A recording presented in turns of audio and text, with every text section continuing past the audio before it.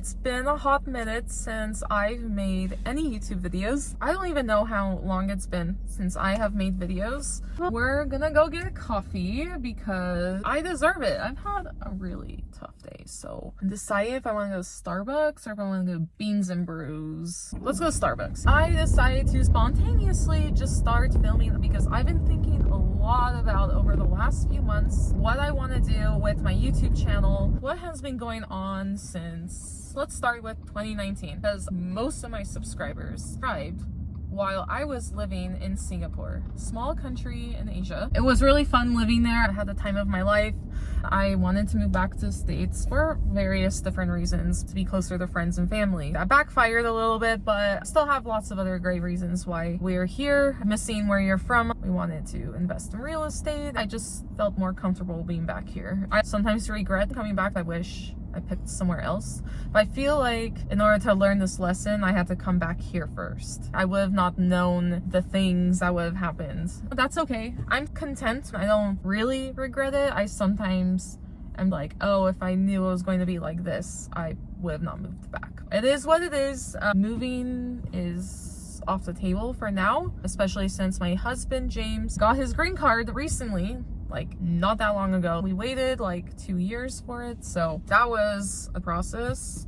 Oh my goodness, if you want to immigrate to the States, I just would not recommend it. It's a really stupid process. It's okay, we went through it and we're over the tough part now and we can just enjoy it. I moved out of Singapore August 2019. James moved to the US mid to late October of 2019. He was in between Singapore and New Zealand during that time because he didn't get his H-1B work visa yet, so he had to wait for that. I was living with my mom in Utah because I was just quickly finishing up my degree. I only had a semester left, my 2-year degree, not my 4-year. I had plans to get my 4-year degree. So after I graduated and then we decided to spend the Christmas season in Utah, then we moved to California. Decided to move to San Jose. I originally wanted San Francisco. We were like, let's just live in San Jose where it's cheaper and plus we could get more space, because I had a feeling I was either gonna work remote or I was gonna go school remote. I wanted enough space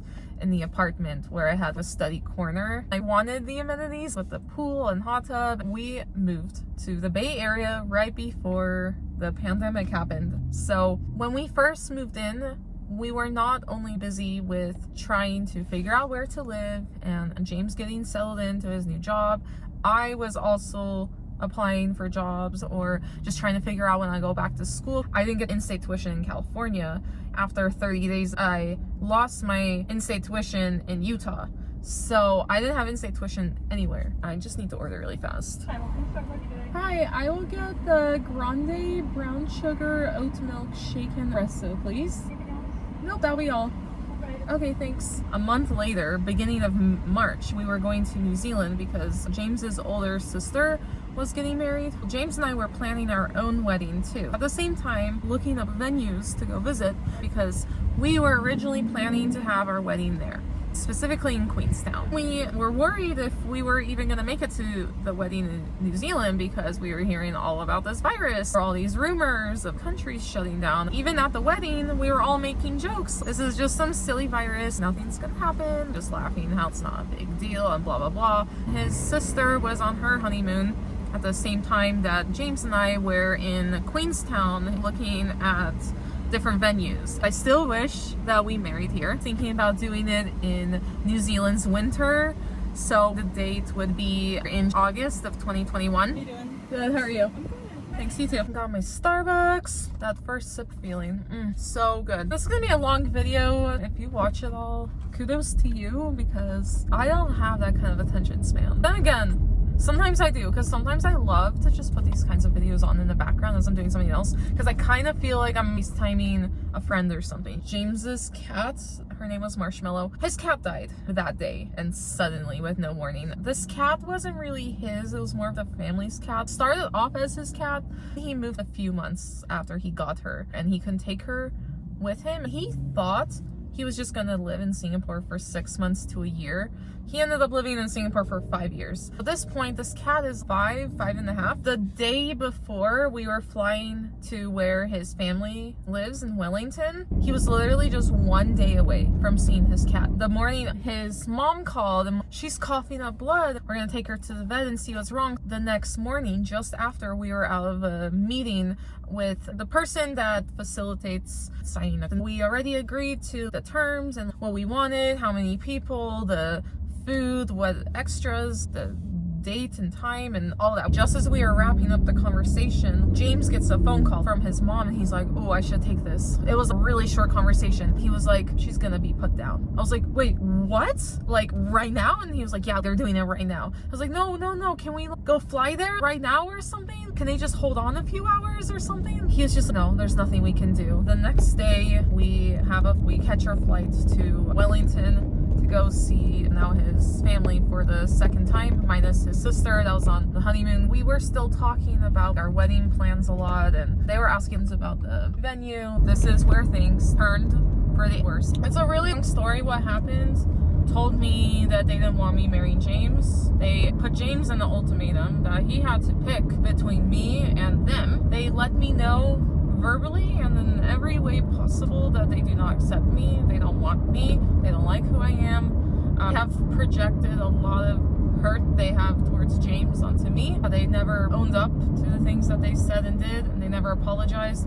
Not only did I receive a lot of verbal abuse, technically a little bit of physical abuse as well. It's not as scary as it sounds. It's still a really big deal what happened, but it's not like they hit me or anything like that. What they did to physically abuse is physically blocking doors and exits so that I can't physically leave the room when I'm asking if I can leave the room, and they won't let me. That is a form of physical abuse. Not everyone will agree with that, but if you just Google it, that is. And to this day, that is the only thing I've ever gotten an apology for. It took a few times of them being in denial over it. Eventually, I did get an apology from my mother-in-law for blocking the door. She's never apologized for anything else. The only one who's ever apologized for anything is me, even though I get told all the time I never apologized.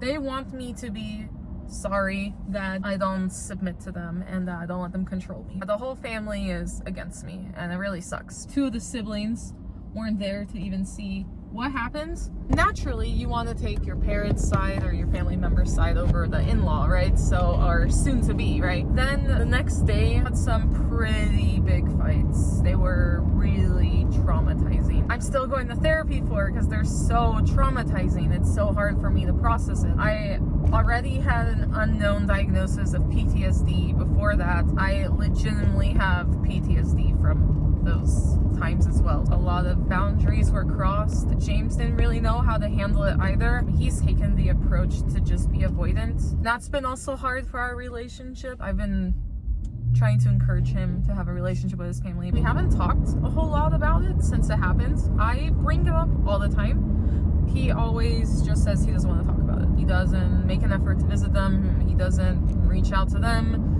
He doesn't even open their messages. He has them all muted, so he doesn't even get a notification. It was easily one of the worst days of my life. It was awful. I was completely traumatized. I did tell them that I didn't want contact with them anymore. I let their opinions about me affect me way too deeply, which also led me to taking down all my YouTube videos and just feeling totally ashamed for just who I am and what makes me happy and what makes me me. I guess I needed to go through that to eventually not care, because now I don't care. I don't care anymore what they think about me. I don't care if they like me. I don't care if we have a relationship anymore, because I tried. I've been trying since the day I met them. It's been super obvious from when I met them that they didn't want a relationship with me. They wanted James to come back to New Zealand, but on their terms. They made it very clear that they will not accept me unless they get to control me and everything's on their terms, right? They can treat us however they like, and we just need to pretend like it didn't happen, and we're not allowed to talk about it, and we're not allowed to be hurt by the things that they said and did, but they are allowed to accuse me of things I never said and did. I'm supposed to just apologize for it. The only thing I've apologized for is the way I've made them feel and things I have actually said and did. But if I'm just gonna be accused of things that I never said or did, then they'll act like they have proof and they're like, oh, it's because you did this, so then you think this way about us. No, you're taking things out of context and you're making negative assumptions. They will make assumptions based on what is just an innocent action, the way I'm standing or the expression I have on my face, or they don't like that I will do things a certain way and they'll take that as an attack towards them, saying, why do you think this way about us? But I never said that to you, and I don't think this way about you. Even if I did, I never told you that. So stop accusing me of things. We don't have a relationship with them. Ultimately, it was their disapproval that led to us to never signing the papers for the wedding venue, because you had to put down the deposit. It was kind of a lot in that moment, especially since we just moved. We couldn't afford to buy new furniture during that time. We also just bought a motorcycle. We had to buy expensive plane tickets to New Zealand, get the wedding gift and contribute towards the wedding. We also spent quite a bit going to Queenstown, getting flights for that, booking hotels, going out to eat, renting a car, and to come up with a deposit on top of everything else. I wanted to go back to school, and we still needed to furnish our apartment. We only had a mattress and a couch at that time. That's all we had. We didn't have anything. We didn't have food. We didn't have toilet paper at home. We didn't have anything at home. We had nothing. I'm not even joking. Before we went to New Zealand, James and I were wondering, I wonder if the pandemic starts to get worse, maybe let's stockpile, let's go get some emergency food and supplies. We were a little bit concerned about money at that time. We were like, we'll just get those things when we come back as we need them, right? I kind of wish we did, because we didn't, that we would be coming back to empty grocery stores.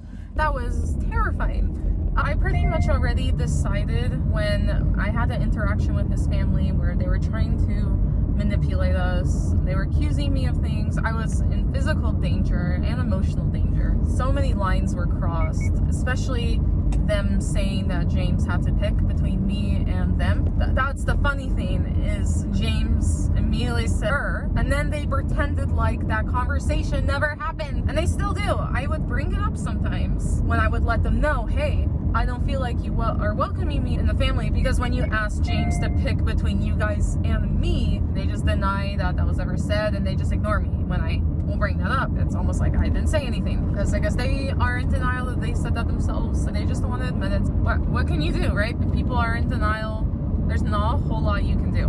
We're gonna go drive to one of my favorite lookout points, because I love going there. The next day, we had a flight back to the US. We were already feeling a lot of stress from COVID. I was feeling devastated that we didn't sign the papers. I wasn't that concerned about it at the time, because I was like, no, now's not a good time to sign it, I guess. It did also make me feel like we've been engaged almost a year. We still didn't have a venue booked. We don't have a plan. I felt more lost than ever, especially since I kind of decided in that moment that I don't want a relationship with them. I don't want them in my life, that they're toxic people. I just wanted to feel like I was a part of the family. They'll get upset with me and act like I'm being unreasonable because I would have a reaction and I was the bad guy because I was crying, and I was told that I was unstable for crying because my mother-in-law would put me down. She told me I didn't have any friends. She kept implying that I'm worthless, I provide no value, because she would say, James provides a lot of value. What do you bring to the table? Those kind of things. Attacking me for my character values, like complaining that I'm a vegan and that she has to accommodate that I'm not a Christian and I don't believe in God. Asking me how many men I've slept with and denying that she ever asked that, and gaslighting and saying, no, I was asking you how many men you've dated. I'm like, no, I heard that right. Like, why are you gaslighting me? Well, whatever. I wanted a relationship with them. They clearly didn't. They wanted to keep controlling James. Him moving to Singapore made them feel like they lost control. James met me. We built a life together, and they didn't like that. They just wanted James to come back at whatever cost. And all they ended up doing was pushing him away. They think I'm controlling James, and I'm making him feel like he can't talk to his family, when I have to keep telling them over and over and over and over again, no, I'm urging him to talk to you guys constantly, but he doesn't want to. That was his decision. I didn't make him do anything. But I'm the blame. I'm the scapegoat. It's my fault. They forced me to give them a hug, even though I told them no. They were screaming at me at the airport because I wasn't agreeing to just pretending like that none of it ever happened, because they were trying really hard to just brush it off as if nothing happened. I kept saying, no, I'm hurt. I don't want to talk about this with you. They're like, no, you have to talk about it because you're about to get on the flight. I'm like, no, I don't actually. I need some time and space because what you guys said really hurt me. They wanted me to take back the part where I said that they're toxic and I wanted nothing to do with them. I kept apologizing for the way I made them feel when I said that. They wanted me to actually say I didn't mean that and take it back. The problem was I did mean that. I feel that they have been toxic for not just me, but my relationship with James. I said it in the heat of the moment when literally his mom was face to face with me, screaming in my face. Everyone was just kind of ganging up against me. James was yelling back to his mom, and I kind of just got to my breaking point, which I was being reactive. I cannot be perfect in those moments when people just keep throwing verbal punches at me over and over and over again. Eventually you get to your breaking point, especially if they're blocking an exit where you can't leave, because I was already used to anytime his mom over the years, because his mom's always saying mean things to me. Anytime his mom would say things like that, I would go for a walk because I just needed that space because I was upset. I was participating in healthy activities, going for a walk. Sometimes they were long, sometimes the walk was like an hour. Sometimes I needed that, right? They would never respect my space. I had to beg them for me to leave, and it would have to be James to be like, no, let her go. I'll go on my walks and clear my head, and I probably already went on at least 2 walks that day before because I just kind of felt like I was being attacked a lot and that she was kind of projecting other issues she has in her life onto me, and I've noticed that she likes to lash out on others when she's stressed out. I just didn't want to be an emotional dumping ground and a punching bag. There was nothing wrong with me setting that boundary. She insisted in that moment because she was going hardcore at me, screaming, making up all these accusations, just being verbally abusive and telling James that he needs to control me or whatever, when I'm like, what? For what? Control me for what? That he needs to tell me what to do? Like, no. James was like, no. I was just hysterical. I was obviously bawling my eyes out. I wasn't saying a whole lot except, please stop. Can you stop doing this? Eventually, I was like, okay, I need some space. As I start walking towards the door, they're saying, no, you can't run away from this. And they're blocking the exit. They're for real, right up, blocking the exit so that I can't physically leave the room. My God, I have a traumatic childhood past of when doors were blocked while I was being abused. That triggered me so bad. Even if I didn't have this pre-existing trigger, it would trigger anybody. Imagine you're feeling in danger and then someone's blocking the exit so you can't fucking leave. That was terrifying and traumatizing. Yeah, it was bad. Eventually, I was allowed. I shouldn't even have to be allowed. Apparently, I needed their permission. James was begging me to stay. He was like, no, please, can we just work this out? Please don't go. I promise I'll fix this. And I'm just looking at him. How? How can you fix this? You can't control them. Look at the way that they're behaving. You cannot change how they're treating me. I didn't say that to him. I was just thinking that. And I was right. You can't control anyone else's behavior. You just can't. I think that was him kind of being in denial at how bad things really were. I didn't sleep that whole night, and then the whole next day, oh no, favorite place is closed. You guys see that? What? I can't go there? Too bad. I guess we'll just turn around. I really miss making YouTube videos, vlogs in general. Some of you might not want to be subscribed anymore since my content is really different. I'm a different person since you last saw me on YouTube, and just a whole lot of new changes. A lot of people subscribed to me because I was an expat in Singapore, moved away almost 4 years ago. Even with all that COVID panic, the thing that was getting me the most down was realizing that I'm not going to have a relationship with James's parents. That was a really devastating realization. A big shift happened in my relationship with James. He's really loyal. He definitely proved it to me during that time. When his family was treating me that way, he totally had my back no matter what. I was nervous what the future would look like. He was kind of resentful of me. Felt like he was almost blaming me for the problems he was having with his family. This resentment lasted almost a whole year. Went through a whole year of not talking about it with him, and I feel like I was being partially blamed because he would say things like, you guys both did things to each other and you called them toxic. I'm like, yeah, but then I apologized for saying that, and they never apologized to me. I only wanted to talk to them if we could establish ground rules of no name calling, no finger pointing, no victim blaming. I did agree to conversations a few times, but it was small talk, talking about the weather, cars, lots of random topics. To be honest, it made me really uncomfortable because I'm not really interested in talking to anybody that goes through a lot of effort to tell me that they don't want me in their life. Felt like there was never any winning with them, because no matter what I did, it was never enough. Always something wrong with what I was doing. It's almost like they would put on rose-colored lenses where the only filter they could see of me are the things that I do bad in their eyes, of how do I affect them. Why am I a problem for them? They hold all of these like grudges against me over things that I didn't even know were bad. They claim I'm just a terrible person. That's been really hard because I know that no matter what, they always see me in the worst possible way. I don't really want to have conversations with them about the weather and cars if the whole time I'm worried what they're thinking of me, because they seem to think a lot of negative things about me, try and use it against me and try and make me feel bad about myself, and that I'm not good enough for them. We don't have a relationship. I don't want people in my life think terrible things about me, who don't like me, who always find reasons not to like me. I just want to be appreciated for who I am, and I'm not getting that, so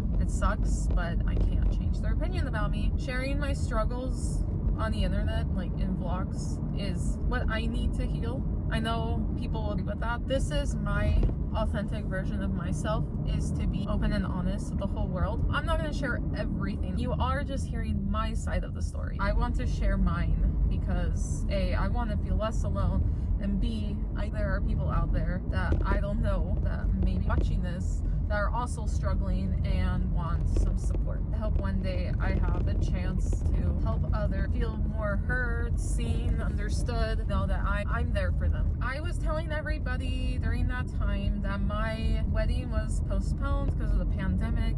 Although even if things were fine with my in-laws, we just have to wait until COVID was over, or wait to see what happens. James not being able to leave the country either, because once we started his green card process, we had to wait 2 years for that to get settled. James took the stance of they need to be at the wedding. I was taking the stance of I don't want anyone that's negative to be there, because I was worried that they're gonna try and ruin it, especially since they already said several times they're not supportive, they don't approve of us getting married, we don't have their blessing or whatever. So why would I want people who disapprove of our relationship at our wedding, right? They were still expecting to be invited anyways. It's not that I didn't want his family there, right? I get it. It's wishful thinking. He just didn't understand at the time how much of a bad idea that was to invite them. We had a elopement, kind of, because I didn't go into my elopement day thinking this is our wedding.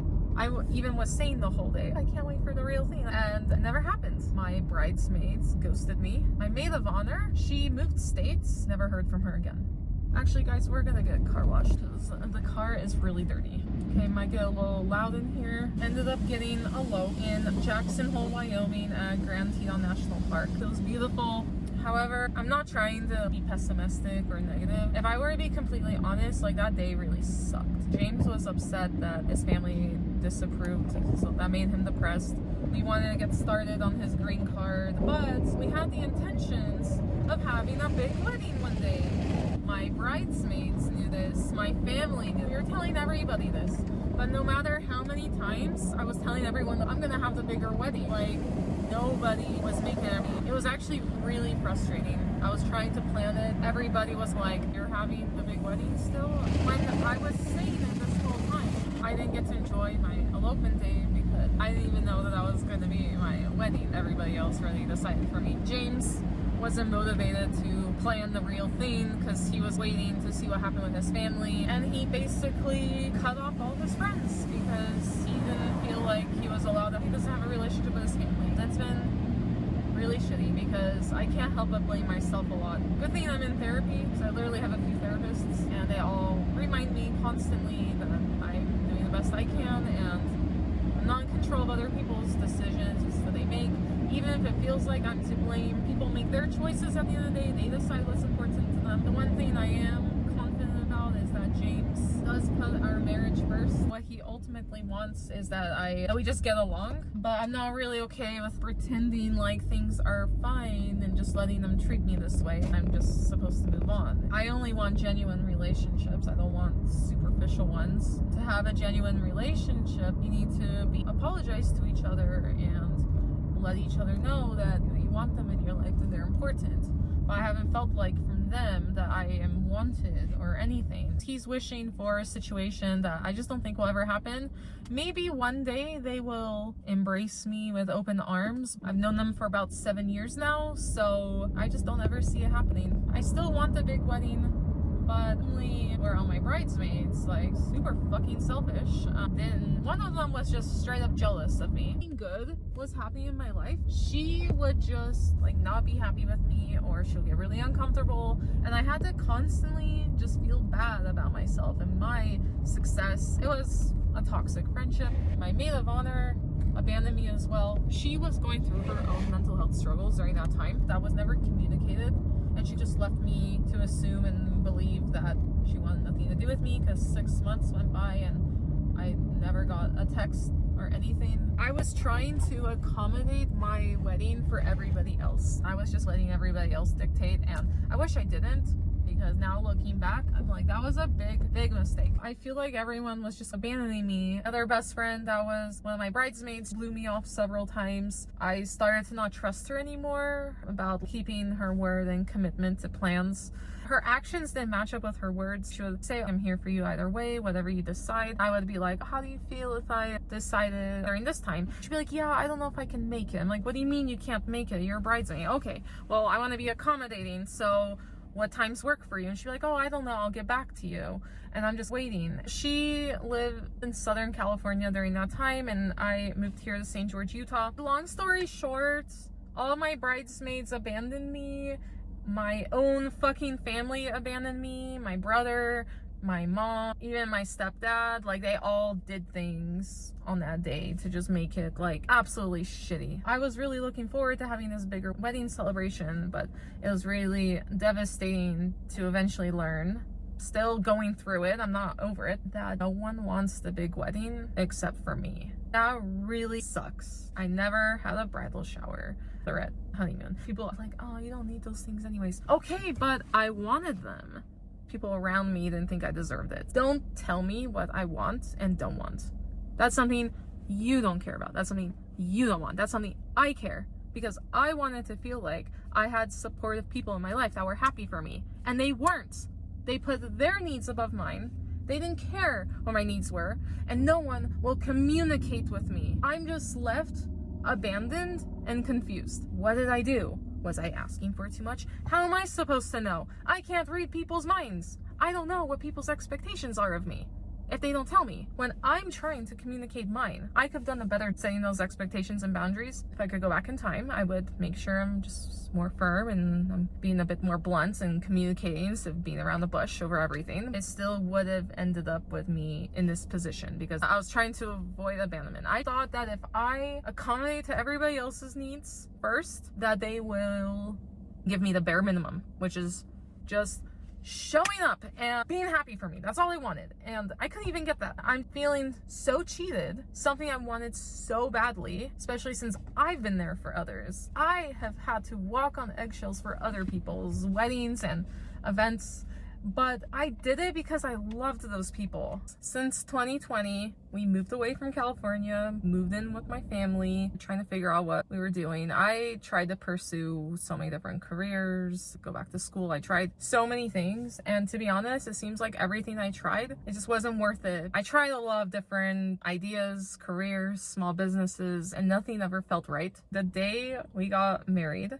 is also the day that we signed papers to buy a house. We were planning our elopement, which, by the way, we only planned in a few weeks. At the same time, since 2019, we've already been stalking the market. We get emails with like updates of like new listings and stuff like that, and we were very heavily invested. We looked at a whole bunch of houses in the Salt Lake area, And at the end of 2019, we also looked at a bunch of properties in like Utah. End of 2020, like probably October, November, December, James was looking at kind of smaller cities in Utah. He was looking at less populated areas that wasn't like Salt Lake, because Salt Lake and St. George are like the two main hubs. I randomly remembered my brother used to live in St. George. He went to college here. We used to visit my brother. He was like, they also have nice weather there, right? I'm like, yeah, warmer than Salt Lake. I don't really want to go back to California because our money could go so much further in Utah, and it means we can afford a home. I just thought it was a really good opportunity. We weren't really considering St. George until the moment we go on Zillow.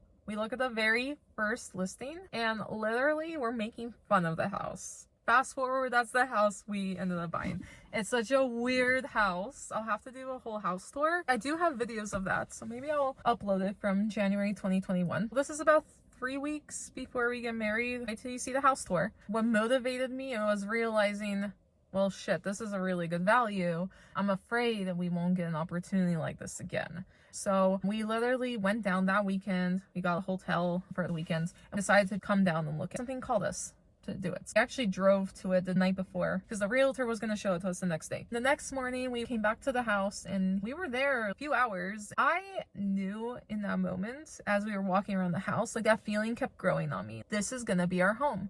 I never felt that way about another house before. A few days later, I was busy working and with wedding stuff. I didn't really have time to sit and think about the house more. A week later, we were able to talk about it and we both decided, okay, let's do it. Then he was telling the realtor, we want to go through with it. After this house was on the market for a year and a half, went under contract, I think 2 or 3 times, fell out of contract. There's valid reasons why, like personal reasons for the buyers. Nothing with the house, it's just bad luck, I guess. This older retired couple didn't even look at it. They just put an offer on it. And we were shocked. We were panicking because we were like, we ended up getting the house and we got it for way less than what we were originally going to offer it for. Them putting in an offer ended up serving us and it was great. That brought us so much good luck. It just worked out like in every best way possible. Got a much better deal than we could ever imagine. The part that was shitty was instead of getting excited for our wedding, we were so busy buying a house up until the day we got married. That wasn't fun. It took away from our elopement experience.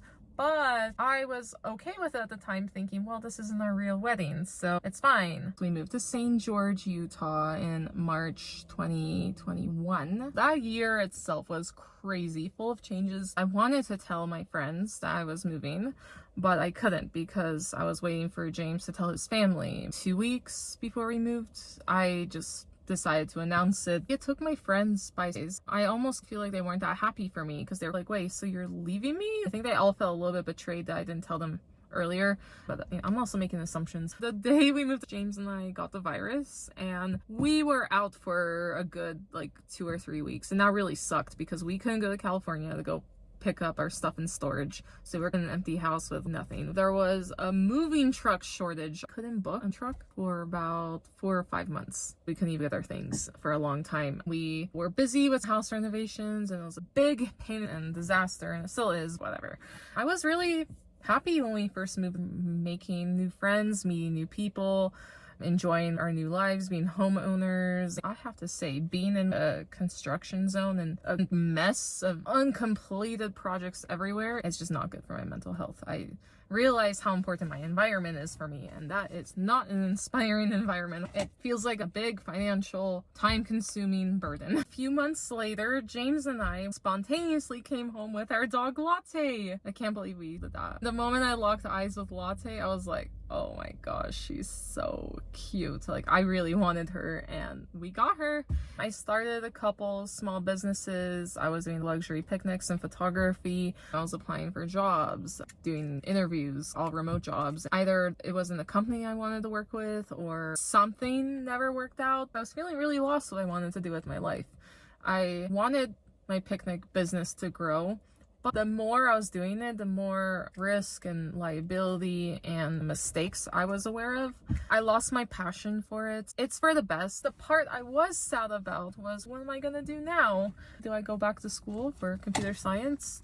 I don't even remember anything I learned. I don't feel like I can apply for jobs in this field because I feel like the gap has been too long. Maybe I should study something else, different degree options, but then looking how long it'll take. I need to make sure that I'm willing to commit to that time and money. It's also hard when you're spending literally tens of thousands of dollars on your house doing home renovation projects. I feel like it was harder to go back to school now because by remodeling the house, I just saw it as a better return for investment. I feel like I'm spending a lot of time just waiting to see what happens. There's a tornado inside me, like a storm that's brewing, and I pressed it. I didn't really know how to let it out because I was afraid that my entire life would collapse. I was trying to just deal with it, and I was trying to focus on the good things that was happening in my life, and that actually wasn't helpful. That's really invalidating. I know for a lot of people that works, like, count your blessings, so dismissive at the same time. I was feeling totally abandoned by my friends because over a year went by since my elopement, like a year and a half went by, and no one was getting back to me, was making plans with my in-laws at the time that I was going to hire a mediator where we can talk and resolve things with each other, but on the condition that they were respectful and not use this as an opportunity to lash out on me. I've already gone through that so many times with them. I just couldn't have it another time. It felt really unfair that people were expecting out of me when I was like, no more. I've already gone through it so many times where you lash out at me, and it has very long-lasting consequences on my mental health, and I had too much to lose in that moment, and I was like, no. Timing worked out that my mediator, who was also one of my therapists at the time, she was not from the States, and finally her country opened up the borders so she could visit her family. She said, I'll be away for 1 or 2 months. I was like, okay, when you get back, let's discuss how we're gonna have you like be the mediator. She already knew that I wanted her to be the mediator with my in-laws. The plan was that she was going to have a few sessions with me, a few with James, and an appointment with each family member, and we were going to make a plan from there. But we never really got around to starting. I heard a rumor that my dad and his, I think, girlfriend or wife, I knew he moved to Vietnam. I don't really hear a lot about my dad, but every now and then I do. He got some woman pregnant or something. I didn't think much of it because I was like, well, I don't really know the details. Then out of the blue, my mom calls me. We're already on the phone with each other talking about other things. Randomly tells me, oh yeah, I think that baby was born recently. She says so casually. And I was like, what? Like the way she broke that news just totally took me by surprise. Felt like she had very like little care and respect for my feelings, and I was actually upset with her. This is really big news to process. She was being defensive, and later on she came around and just totally shook me up. It was a combination of everything else going on in my life. I just feel like I was at a breaking point of just all this, a lot of shitty things were happening at that time. My in-laws were harassing me. Why hasn't this discussion happened with the mediator? They were casually asking, are you guys gonna be visiting for Christmas this year? I decided to be honest and replied with, to be honest, I don't really want to visit unless I feel like welcomed and respect and that people treat me nicely. Until you guys do, I won't be coming, but I'll encourage James to come visit. And they were getting very defensive, like, we've been waiting for you to make that mediator appointment. I'm like, right, I have some really big things happening in my life, and I don't have emotional capacity to deal with this right now, and my therapist is out of the country anyways. I'm not in the place right now to open up wounds because I'm just going through some other things that I don't feel comfortable discussing with you. Sorry, I'm just not available. They went ballistic on me, shaming me, guilting me, were acting as if I'm unwilling. I said many times, no, the timing right now is not working out, so you're gonna have to wait a little longer. They were like, nope, family's important, you need to put us first. I'm like, well, as a family member, am I not important? Are my needs not important? They don't care about my boundaries or anything. I said several times in the group chat with them, if you continue to speak this way to me, I'm gonna have to remove myself from the group. If you tell me that I can take the time I need, then I will feel like you're respecting me and you care about me. They kept making demands. They were putting me down. They were attacking me. They were accusing me. And to be honest, I was like, I'm done. I warned you guys. I'm removing myself from the group chat. That's the same time that James cut them out, stopped talking to them altogether. They already weren't really in contact that much, but it got to the point where he wouldn't open their messages. He would not even pick up the phone. Everything was muted, so he wouldn't even be notified that they tried to call him or send him a message. A couple months go by. I was suicidal that whole summer. Impulsive urges to hurt myself, to end my life. It was really scary, and I didn't really know what to do. I was trying. I really was. It's just hard to know what to do when you are in that place, right? It's scary. I was trying to find a new therapist since my therapist was unavailable, and there was like that waiting period, and I am even in denial myself over how serious it was, because I thought I was just being dramatic, and I didn't realize that it was real. I went through several months of this, and to be honest, it was so obvious to me that there was this tornado inside me that was about to be let out. I feel like there was nothing I could have done to stop it, because things just escalated so far. I was suppressing my feelings, and I just feel like everything was coming out, like everything, and it was really scary. Everything came crashing and burning at one point when I removed myself from the group chat with my in-laws. I think it was in either June or July. I'm trying to go through the summer focusing on myself. I'm trying to focus on my likes, hobbies. I was also severely suicidal during that time. I almost took my life in secret so many times. Felt like there was no way out, and that it's just inevitable that everyone will abandon me and assume the worst things about me, and that I'll never have healthy, happy friendships and family, and I just felt like I couldn't escape any of that. I just felt like there was no way out. I'm just amazed at how strong I am sometimes, because I thought that was like the worst it was gonna get, but it just continued to get worse from there. And I still survived all of that. We got the invitation for the wedding. I don't remember when she got engaged. They were trying to reach out to James and I to see if we would make it to the wedding. I was already setting the expectation, well, unless they are nice to me, no, but go support your sister. I want you to go. I decided a month later that I'm gonna go back to school because I wanted to just change my life. I'm tired of feeling this. I'm gonna prioritize my mental health. I'm gonna get shit done. Like, I was motivated, but all that came from a point of desperation, like just feeling so desperate. I just started a new kind of therapy, started seeing a psychiatrist to maybe start taking meds again. I also found out about my ADHD diagnosis. I was trying to cope with that realization. I was trying to cope with the fact that my dad is a fucking creepo, weirdo asshole. Beginning of August, my mother-in-law keeps trying to call me and demand that I pick up, even though I was in the middle of filling out my college application. I wasn't gonna just drop that so that she can, emotionally dump all her accusations and blames and hurts onto me? No thanks, I'm busy trying to build my life.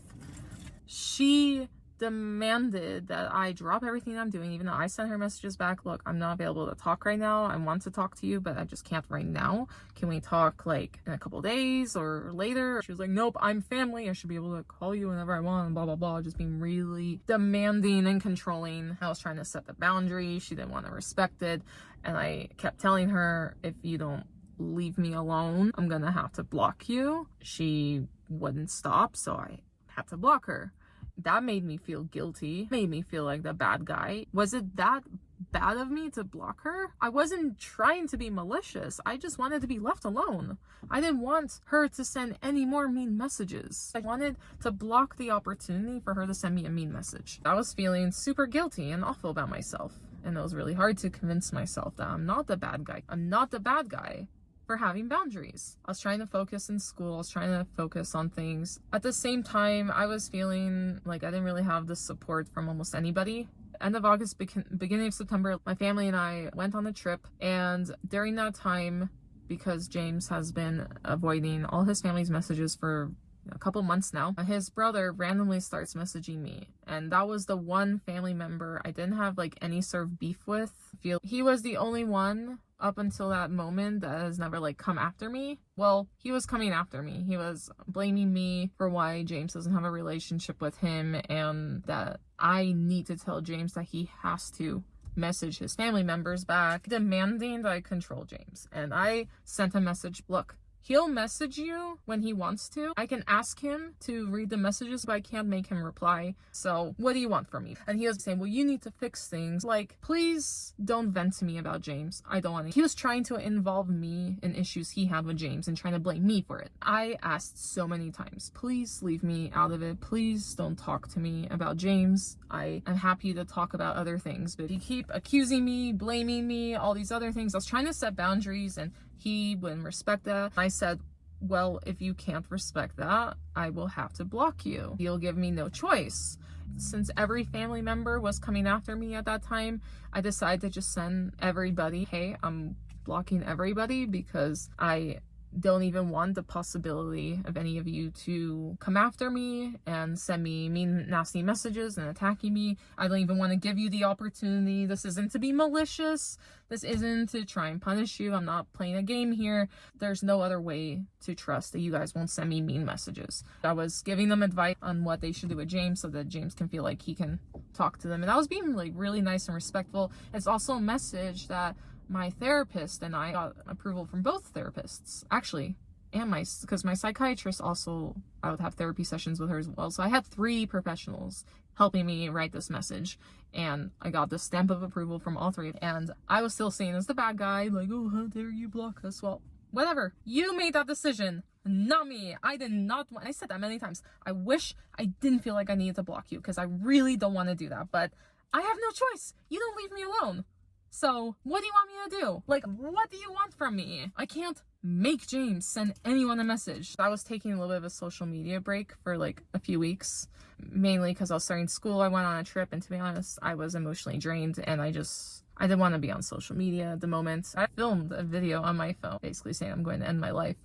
But it wasn't a very good video because the video kept getting interrupted by my dog barking. I never got to finish the thought in my video, and I wasn't sure what the purpose was. I was very hysterical in the moment, and I really thought I was going to do it. I convinced James to go out with a friend, and that I was fine. He knew something wasn't right. I was in denial, and I was trying to convince him it was fine. He was out with his friend since like the early afternoon. I decided to distract myself, so I logged on to Instagram, and the first story is one of my ex bridesmaids and best friends that lives in Southern California is now hanging out with my other bridesmaid and best friend that lives in Florida. I was so confused. I was like, what? I just felt so betrayed, and I was confused. I was like, wait, are they visiting each other? Because it was really out of context there, which, by the way, they're only friends. I would say they're acquaintances, not friends, but who knows, right? I was confused. I was like, wait, hold on. What?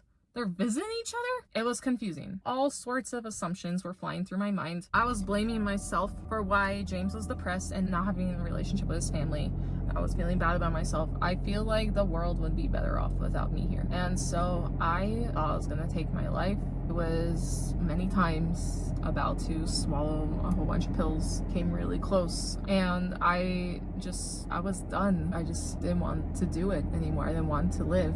I didn't see what there was to live for if everybody just ends up abandoning me. I was fighting so hard to prove to others that I deserve love and a community of people, and I wasn't getting it. I messaged both of those girls that I was going to kill myself, and I never heard from them again. But they did call James, and obviously James was shocked and panicked. My intention was to swallow a whole bottle of pills, but instead I drank almost a whole bottle of vodka, so I blacked out. I was trying to build the courage to do it, because for any of you that's been in the moment where you really think you're going to, it's really scary. You hesitate a lot, like a lot, even if you feel like you're so serious. So I sometimes ask myself, like, was I serious? And the honest answer is yes, I was. Just because I didn't end up being successful with it doesn't mean I wasn't serious. I definitely needed help, but I also didn't really see hope. Well, anyways, things only got worse from there. I didn't want to tell my mom, and James really wanted it. I think he waited about a week to tell her. I completely got off social media. I only logged in like a total of like 3 times the rest of the year, or I think it was only like twice, and I wanted to kill myself like every day after that for like a month. It was getting really scary, and James didn't know what to do. I was really struggling. One of the times I agreed to go to a crisis center with my mom and James, and I said under the condition I'm not going to be forced to be going inpatient. My mom and James were basically begging that I get forced inpatient. I was willing to go inpatient that night. I've gone to mental hospitals several times when I was a teen for also suicidal ideations, and I know how much it sucks to show up and not be prepared. Even just things like crossword puzzles, some things to bring you some comfort. In the past, how important that was actually, and that it just would make life so much better during those tough days there. And that's basically what I said. How about we go home, we pack up my stuff, and I'll come back. Mom and James were like, nope, we need her to be admitted. They were just like, we can't make her. We got in an argument in the waiting room. I felt like they were totally invalidating me, and they were lashing out at me, and I couldn't handle it, so I ran to the bathroom to cry. Next thing I know, because apparently that puts me in danger to go to the bathroom to cry, no one will explain to me how I was in danger. Told me that now I was forced to go, even though I was volunteering to go. That's what really hurts, because I was volunteering to get admitted. I just wanted to get my things first, and I just felt totally betrayed. Mom and James were saying anything to get me admitted inpatient, and the next thing I know, they're security guards are knocking on the bathroom door, and I opened it immediately. There was no argument, no hesitation. I opened it, I'm like, you know what's going on? And there's security guards there. I'm in distress, I'm crying, and they're like, you're gonna get admitted now. I'm like, but you just said, like, I don't have to get admitted against my will. Why was I told one thing and now that's different? What changed? No one explained that to me, and that I was a danger to myself.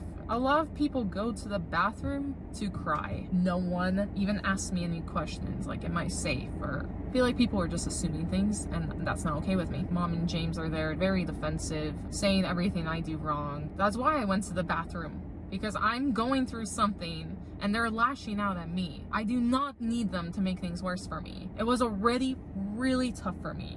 The last thing I needed was for them to be like, well, you did this, you affected me in this way. I'm not in the place to hear that right now. There needs to be a more appropriate time for that, but in that moment, no way. So you're gonna have to be patient, but no, they have to lash out. My mom often victimizes herself if I have problems. So in that moment, she was making it about her, how stressed out she is. It's like, are you kidding me? Don't make this about you. This is not the time to vent.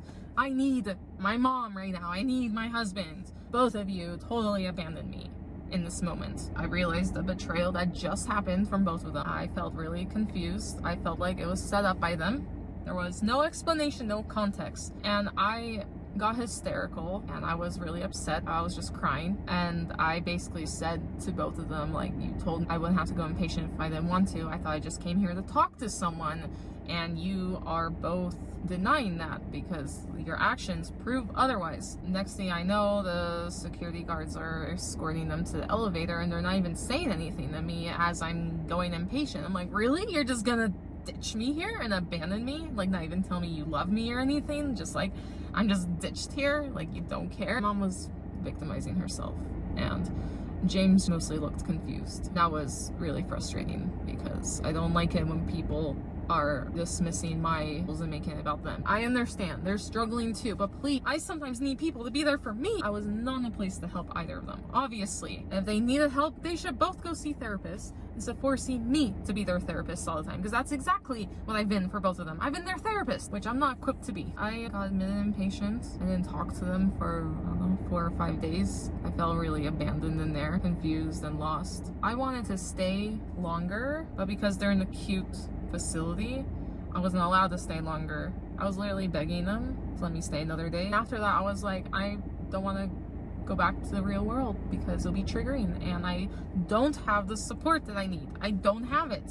Things escalated from there, and now I'm at the point where I'm at today, where I'm just trying to fucking survive and I'm trying to grow without the support of almost anybody. I lost the support from my mom. My brother abandoned me when I was in the ER because I had a few ER visits, some suicidal attempts and self-harming behaviors. He got offended, told me he's cutting off contact with me because apparently it was rude of me to be in the ER while he was visiting my mom. Oh, how dare I? I should have picked a different time to try and kill myself. James and I have always been there for him when he had struggles. We always would drop everything. We would do anything we could to help him. And it just feels fucking unfair that when I'm really struggling, he makes it about him, and he's only worried on how it affects him. And he doesn't care, obviously, if I'm alive or not. So, fuck him. My mom is selfish. She says she will be there for me when it comes a time for her to be there for me. She's not. Apparently, me struggling and having problems and, like, wanting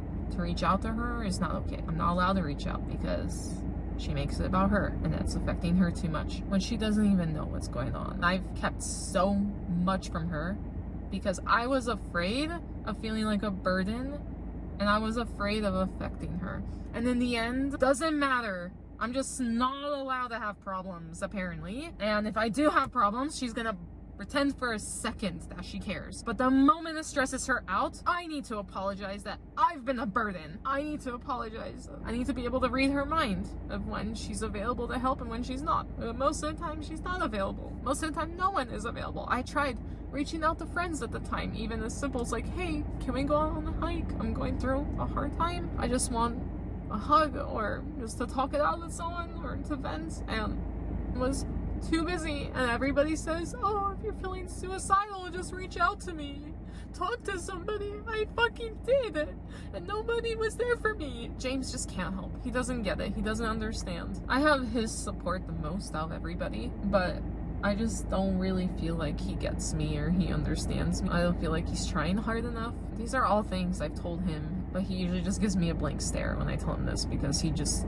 can't comprehend it, I guess, or doesn't agree. James is going through his own things. Get that. He and I are in a better when it comes to communication. It's much slower progress, and the progress is very painful, but at least there's some progress. I'm trying to figure out what I want to do with my life now, but because I have borderline personality disorder and complex PTSD, every day is a fucking war for me, and it's a battle. It's exhausting. I go several times a week wanting to kill myself. I cry pretty much every day. I'm fucking miserable. I have severe trust issues. I'm trying to rebuild myself from a place without a lot of support. It's tough, but motivating and empowering because in a lot of ways, losing support from my friends made me feel like a weight was lifted off my shoulders. Same with my mom. When I finally cut her out of my life because I had expectations of her and she wasn't meeting them, there were certain things I needed from her to feel supported by her. But because I wasn't getting the support I needed, it was nice to lift that burden of not worrying if she is there for me or not. That's the place I'm at now. I don't really have a lot of friends or family, and that's been really lonely. I've actually realized I'm a great person. I'm very empathetic, I'm loyal, I'm understanding, I'm caring, and I have nothing but good intentions, and I genuinely care about others. I'm human just like everybody else. I'm allowed to make mistakes, and everything everyone's done to me, I didn't deserve it. I want to learn to forgive everybody. I'm just not there yet. I'm not gonna put up with it. I'm now building a life that's worth living for me without any of those people. The only person I have any expectations of is James because he's my husband, and I know that the long-term rewards of going through these hard trials together are going to be worth it. He's committed. He just doesn't understand a lot of things, and I wish sometimes he was more open-minded, but I wish sometimes he can just understand me when I tell him things, and that's hard because I have this expectation where he'll give me what I need in those moments. That is a really long update about what's been going on. I'm not gonna pretend like I understand everything when I don't, and that I have all the answers. I'm at a point where I'm really struggling. I've always known I struggle with mental health. I just had no idea that there were some severe disorders beyond depression, because I thought it was just depression and some anxiety, and I thought I was bringing it upon myself, and that was being over dramatic. I did not know at that time that I have borderline personality disorder and severe PTSD and ADHD. I was just trying to survive without even knowing what it is. So thank you for those of you that cared enough to send me messages in the past where you were worried about me. I was worried too. I knew something was going on. I just didn't know what. I wish I got a diagnosis sooner. But instead, I was just convinced it's my fault.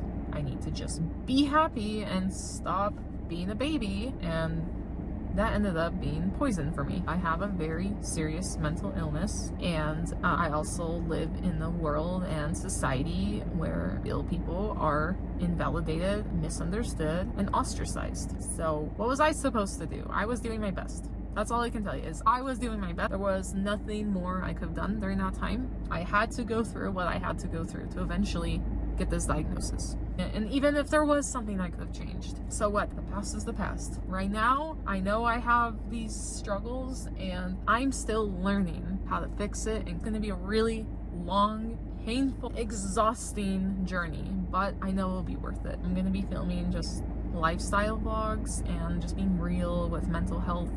And I hope I attract the BPD crowd and just mental illness crowds, because I've been a lot of YouTubers who have borderline personality disorder, and that's part of the reason why I'm starting to make videos, is because I never feel more seen like I do by these YouTubers and random TikTokers that have it. Why I'm making videos is to actually motivate myself, because as long as I'm implementing it and putting the effort to make videos about it, I'm also more motivated to put an effort in my own mental health. I think my bad days will last a lot less, and I think my good times will be encouraged, right? Especially during the good times, I want to film. And so having that little bit amount of manageable pressure, I feel like will actually be really healthy for me. If anybody say I'm oversharing, they don't like what I have chosen to share about myself and what I feel is right to heal myself and what I need for my journey, then I don't really want to, because you're just projecting your shoulds and shouldn'ts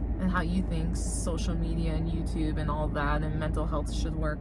If you have actual helpful advice when it comes to mental health, then I would love to hear it. I understand why people are concerned, because they're afraid that it's giving people an opportunity to use that against me and hurt me, right? I get that, but actually that doesn't bother me, because I would almost prefer if people showed me right away that they don't understand, they don't wish me well, and that they're just going to use it against me. That's just life showing me, hey, I'm exposing the cracks of this person for you so that you don't need to get involved with this person any further. Like, cool, thanks, but no thanks. This is how I'm choosing to heal in my journey, and this is what works for me. It's worked for me in the past to share my goals online. As I look back, it's how healing it was for me. Not because I get the validation, because I felt like I was putting some kind of value into the world, that documenting my experience and seeing myself overcoming it has been really motivating, and I miss that a lot. Let me know what kind of content you would like, because I'm going to be doing a lot of story times. Anyways, like and subscribe. I have no idea how to end the video, so we're just going to end it. Okay, bye.